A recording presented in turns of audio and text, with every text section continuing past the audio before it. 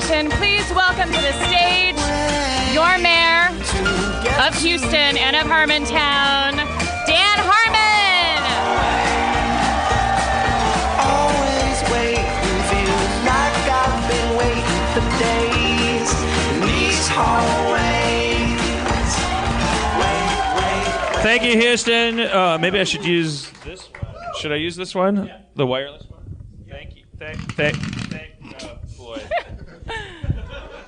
Do I have to tap it or swipe it? Or is it like a Google microphone? Boy, what a fuck up of a start of a show. The auxiliary cable wasn't in. And Thank you, Houston, Texas!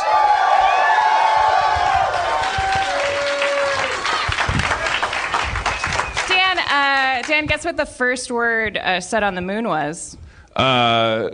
Probably Houston, right? It was Houston. Yeah. It was Houston.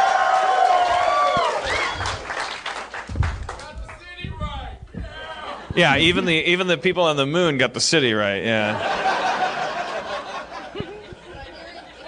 That guy shouting out from the audience is referring to a fact that could have otherwise been lost to the ages.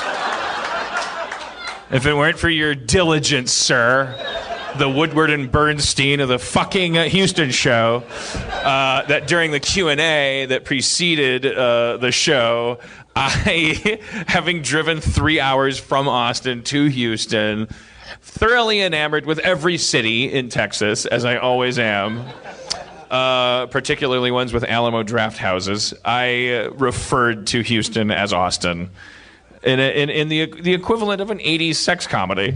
I just called out a different lover's name. I love you both. I love Houston even more. And then there's a lady in the front that she is compelled to remind us that we are in Katy. We are technically in Katy.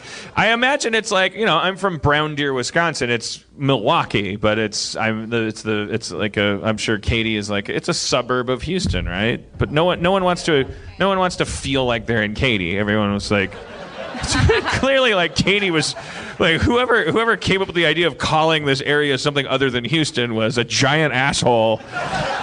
That was either dodging taxes or exploiting workers. I don't know what the history is, but no one's going to call this place Katy. I swear to God. I promise.